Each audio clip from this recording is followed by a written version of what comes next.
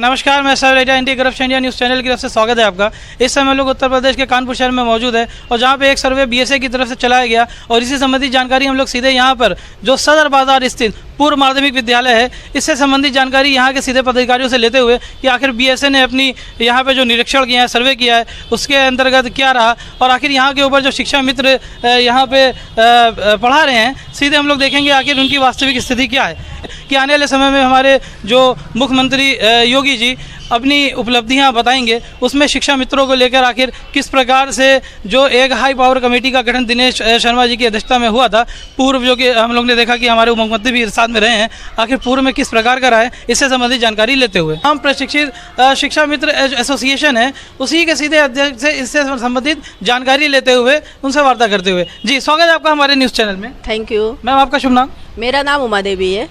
और मैं कानपुर के सीआरसी सदर बाज़ार से प्राथमिक विद्यालय सदर बाज़ार में शिक्षा मित्र के पद पे तैनात हूँ और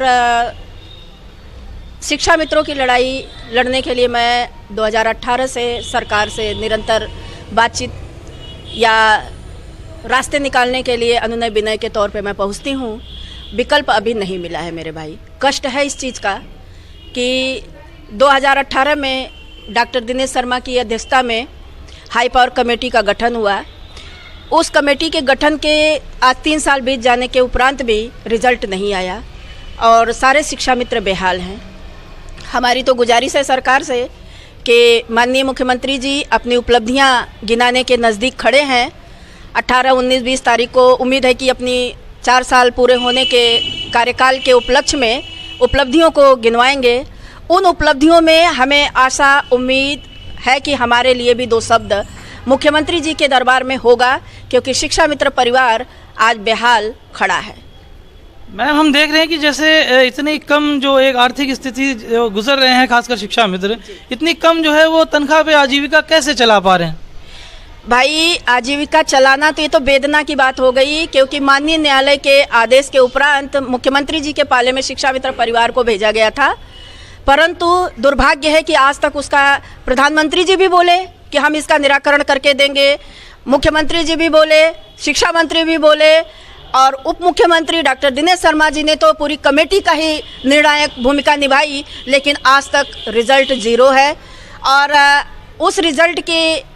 इंतज़ार में पूरा शिक्षा मित्र परिवार सतत प्रयास करता है कि हाँ, हमारे लिए 2 शब्द ज़रूर हों शासन में। हमारे परिवार के दुख सुख को दूर करने के लिए सरकार हमें एक रास्ता दे, हमें उपेक्षा भरी नज़रों से या पूर्व की सरकारों की जो हमें एक बातें आती है सामने हमारे कि नहीं, पूर्व की सरकारों की गलतियां, उसे दूर करते हुए हम अपील करेंगे, गुजारिश करेंगे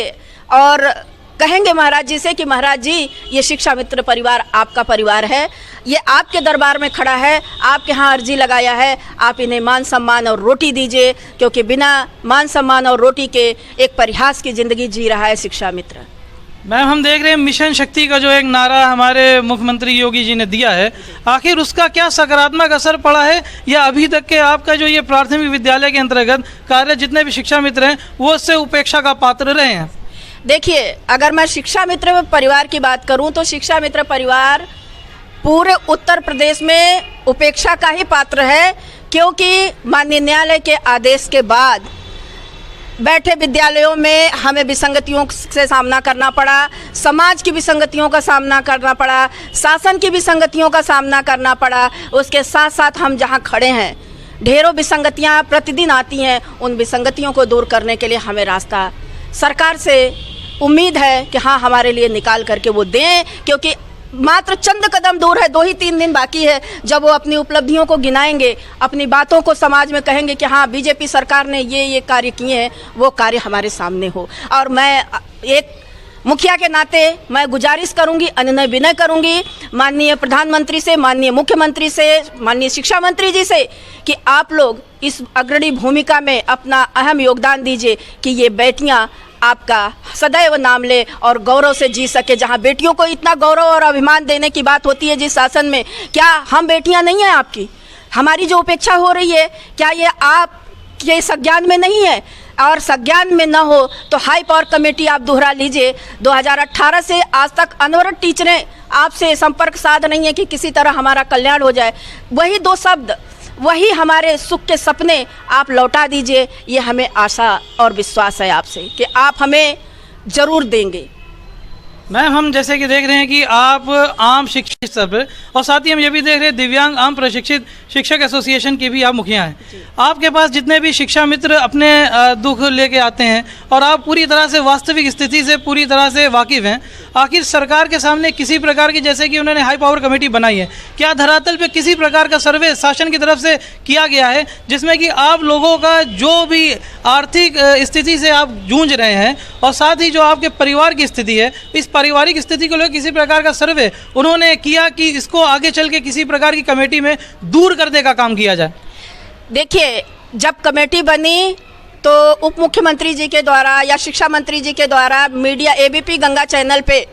ये खबर आई कि बहुत जल्द हाई पावर कमेटी का निर्णायक मोड़ आ रहा है, वो कमेटी की रिपोर्ट उजागर होगी। और आज तक हम लोग अभी इंतज़ार कर रहे हैं, उजागर नहीं हुआ। सदन में भी मुद्दा बहुत उठा,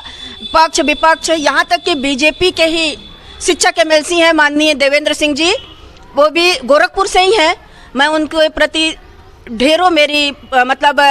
उनकी कृपा रही कि हम शिक्षा मित्र उनके तरफ मुखाग्र हुए कि उन्होंने हमारे दर्द को, उस सरकार में होते हुए भी हमारे दर्द को उठाया कि नहीं, बीजेपी सरकार भी आपके लिए चिंतित है, लेकिन वो हमारा निराकरण या हमारा रास्ता कब देंगे, हमें इंतज़ार उस चीज़ का है। और इस समय स्थिति बहुत नज़दीक है, बहुत नज़दीक स्थिति के कारण हम तो चाहते हैं कि हमारा भी निराकरण इसी 2-3 दिन के अंदर सरकार कर दे, माननीय मुख्यमंत्री जी कर दें, माननीय उप मुख्यमंत्री जी कर दें, माननीय शिक्षा मंत्री जी कर दें, या माननीय प्रधानमंत्री जी या राष्ट्रपति जी ही हमें दे दें रास्ता। लेकिन हमें रास्ता चाहिए, हमें रोटी का विकल्प चाहिए। बिन रोटी के विकल्प के शिक्षा मित्र परिवार आज ऐसी स्थिति से जूझ रहा है जहां सारी विसंगतियों और रोटी के लिए मोहताज अनाथ बच्चे बेहाल पड़े हैं, बूढ़े माता पिता एकटक आस देख रहे हैं, और जो खड़े भी हैं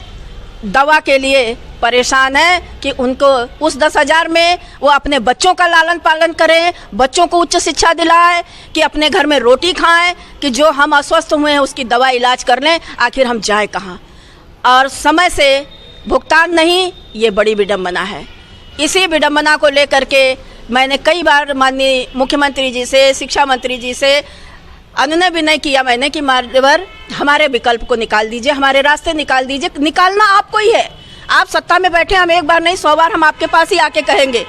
किसी की क्या रही नहीं रही उससे हमें नहीं मतलब है, हमें मतलब आपसे है कि आप हमारा निराकरण करके हमारा रास्ता बना के दे दीजिए। आखिर शासन प्रशासन से हमारे चैनल के माध्यम से आप क्या मांग करना चाहती हैं कि आने वाले समय में जो हाई पावर कमेटी यदि अपनी मान लीजिए किसी प्रकार की अनुशंसाओं को सामने लाती है तो उसमें आखिर क्या चीज़ें लगता है कि आपको निश्चित रूप से होना ही चाहिए? देखिए, हमारा विकल्प है, पूरे भारत में प्रशिक्षित वेतनमान का हक अभी माननीय सुप्रीम कोर्ट ने हिमाचल प्रदेश सरकार को दिया, तो उत्तर प्रदेश को क्यों नहीं? ठीक है, विसंगतियां थी वो मुझे नहीं पता, लेकिन अभी अगर माननीय सुप्रीम कोर्ट हिमाचल प्रदेश को दे सकती है और एनसीटी के गाइडलाइन के अनुसार हम 2010 से पहले के जितने भी लोग स्नातक थे वो 1/24 के अंतर्गत आते थे, प्रशिक्षित वेतनमान के हकदार थे, सरकार वही दे दे। बाकी जो बचते हैं समान वेतन समान कार्य दे दे,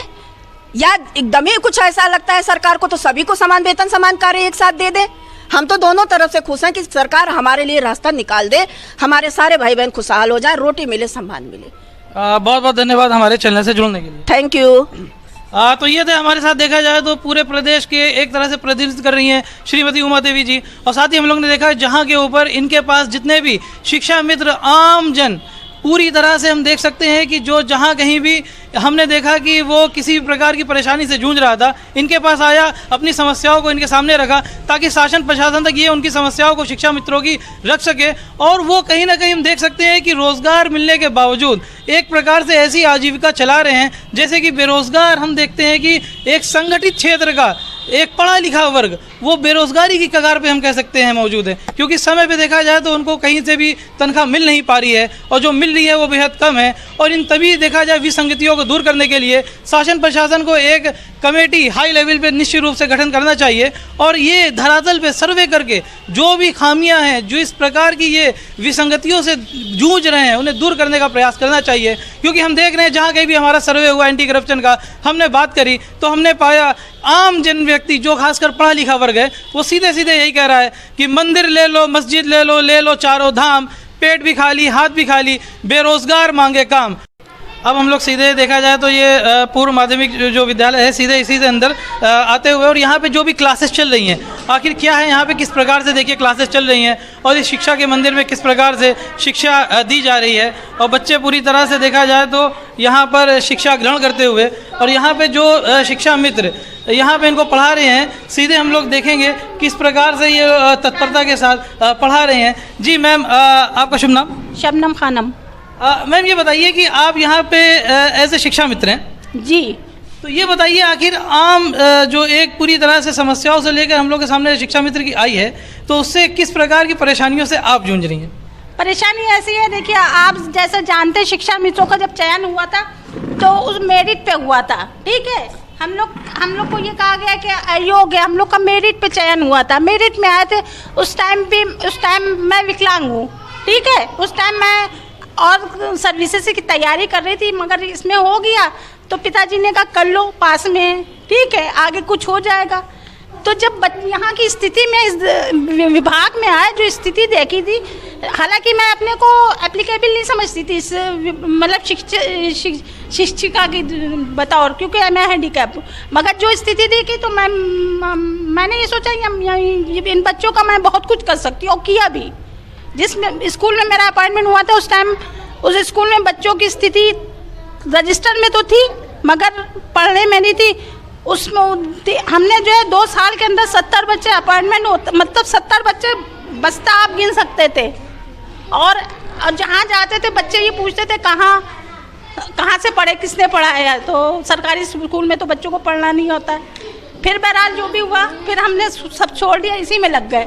मतलब कुछ भी छोड़ दिया। तो मैम जैसे कि अब पता ये आपके माता पिता अभी हम लोग का समायोजन हो गया कि एक आशा थी कि मेहनत कर रहे हैं कुछ होगा, समायोजन हुआ। एज ए अध्यापक हम लोग समायोजित हुए, फिर यहाँ पे आ गए, समायोजन होकर यहाँ भी अपनी जो है हमने दी, सेवाएं दी, अच्छे से दी। उसको लेके जो सेवाएं आपने प्रदान करी है उसका फल क्या मिला? उसका फल ये है, ये शिक्षा मित्र आयोग है, इनको जो है अयोग्यता का एक ठप्पा लग गया मेरे पर। जैसे कि आपने बताया कि आप दिव्यांग हैं, और साथ ही हमने ये आपके माता पिता इस समय क्या कार्य साधने कर रहे हैं? माता पिता इस टाइम नहीं है, मतलब आप अपने घर में देखा जाए पालन पोषण सब अपना स्वयं से ही कर रहे हैं? हाँ, इस टाइम जो है भाई वगैरह है, मगर मैं उनकी अपनी फैमिली है।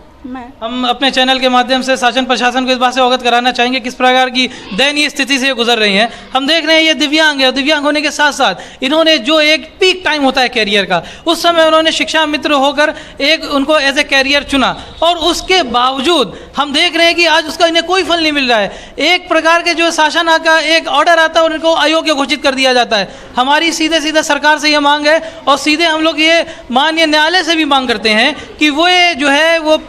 जुडिशियल रिव्यू के तहत वो पूरी तरह से इस मामले को अपने संज्ञान में ले, और इस प्रकार की जो दयनीय स्थिति से हमारे शिक्षा मित्र गुजर रहे हैं उसको दूर करने का प्रयास किया जाए। क्योंकि निश्चित रूप से यदि शासन प्रशासन के अंतर्गत कोई इनका जो है सुनने वाला नहीं है, तो माननीय न्यायालय न्यायिक सक्रियता के चलते इस मामले को जो है वो पूर्णतः संज्ञान में ले, और संज्ञान में लेके इनकी जितनी भी विसंगतियां हैं उसे दूर करने का प्रयास करें। इसी के तहत हम लोग आगे बीच से जी कष्ट ये होता है अपने जो है जो मतलब स्टूडेंट कैरियर में एक अच्छी जो है स्टूडेंट रही, यहाँ पे काम किया, एक अच्छी जो है टीचर रही, मतलब पेरेंट्स हैं जो भी थे सब बहुत इम्प्रेस होते थे, जो अधिकारी आते थे अप्रिशिएट करते थे, और सरकार ने ठप्पा क्या लगाया, आयोग। कितना कष्टकारी है आयोग।